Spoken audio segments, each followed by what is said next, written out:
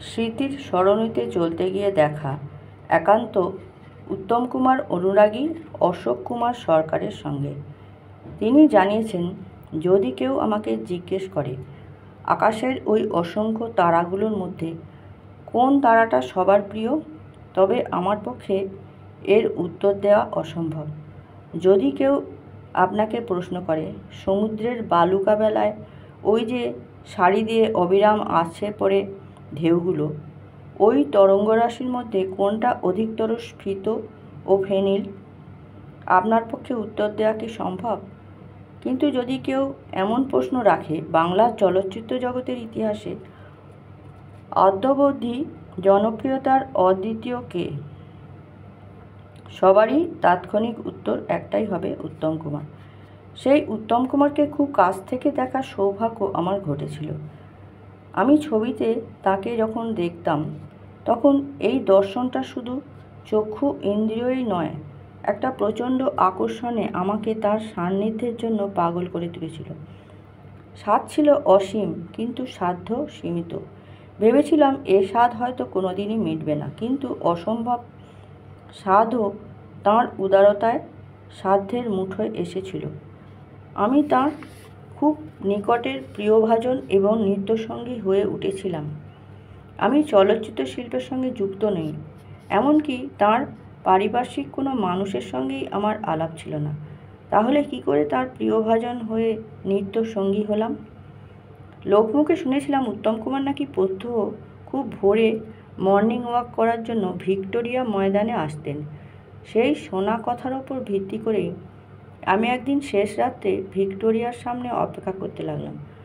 শোনা কথা সত্যি হলো। দেখলাম তিনি সত্যিই তার গাড়ি থেকে নেমে মর্নিং ওয়াক করতে লাগলেন। তার সঙ্গী ছিলেন সুপ্রিয়া দেবী। আমি পিছু নিলাম। অবশেষে মর্নিং ওয়াকের পর তিনি যখন একটি বেঞ্চে বসে বিশ্রাম করছিলেন, সেই সময় আমি দুরু দুরু বক্ষে তার সামনে গিয়ে তাঁকে প্রণাম করলাম। আশ্চর্য ব্যক্তিত্বে পূর্ণ দৃষ্টিতে তিনি আমার দিকে তাকালেন। আমার অভিপ্রায় জিজ্ঞেস করলেন। সভয়ে জানালাম আমার নিবেদন। ভেবেছিলাম তিনি আমাকে এড়িয়ে যাবেন, কিন্তু কোনো রকম দ্বিধা না করে তিনি আমাকে কাছে টেনে বললেন, এর এমন কি কথা, রোজ ভোরে তুমি এখানে চলে আসবে। যতক্ষণ আমি প্রভাতী ব্যায়াম করব ততক্ষণ তুমি আমার সঙ্গেই থাকবে, একদিনও বাদ দেবে না। ব্যাস, সেই থেকে তাঁর ইচ্ছে আমি হয়ে গেলাম তাঁর ছোট ভাই এবং তিনি হলেন আমার দাদা। সেটা ছিল 1967 সাল। সুপারস্টার রূপে তাঁর জনপ্রিয়তা তখন যেমন তুঙ্গে, জীবনের নিরাপত্তাও এই ধরনের স্টারতে সেই সময় যথেষ্ট গুরুত্বপূর্ণ ছিল।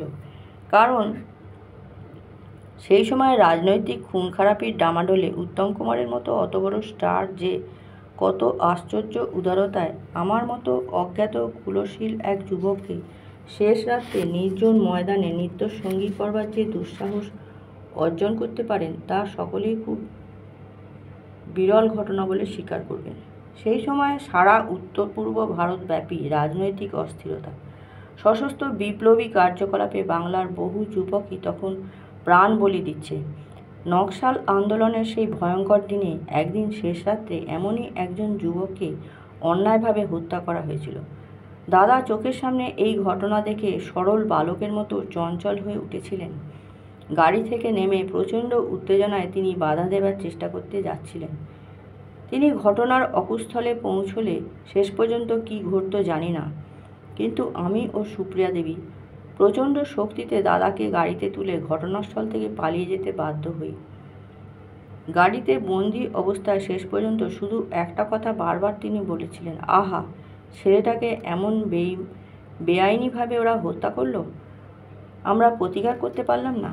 এই ঘটনার পর নিরাপত্তার জন্য দাদা তখন ভিক্টোরিয়া ময়দান ছেড়ে মিন্টো পার্কে বেড়াতেন। একদিন প্রভাতী ভ্রমণের সময় একজন অপরিচিত ভদ্রমহিলা সহসা দাদার সামনে এসে বললেন, আমরা ফ্রি আই ট্রিটমেন্টের জন্য দরিদ্র মানুষদের ক্ষেত্রে একটি দাতব্য চিকিৎসার ব্যবস্থা নিয়েছি, আপনার সাহায্য চাই। দাদা ভদ্রমহিলার কথায় বিন্দুমাত্র চিন্তা না করে বললেন, ঠিক আছে, কাল সকালে এখানে এসে 1000 টাকা নিয়ে যাবেন। ভদ্রমহিলা চলে গেলে আমি বললাম, তুমি এ কী করলে দাদা? নিতান্ত অপরিচিতা একজনকে 1000 টাকা দাদা বাধা দিয়ে বললেন, পরিচিত অপরিচিতের প্রশ্ন নেই, ভালো কাজে সাহায্য করছিস। তাছাড়া সুবিধে এই সাহায্যে আমার নাম প্রকাশ পাবে না। বলা বাহুল্য পরদিন সকালেই ভদ্রমহিলা 1000 টাকা পেয়েছিলেন। এই ছিল দাদার চরিত্র। কত দরিদ্র কলাকুশলীদের যে তিনি গোপনে অর্থ সাহায্য করতেন তার সংখ্যায় গুণে শেষ করা যাবে না।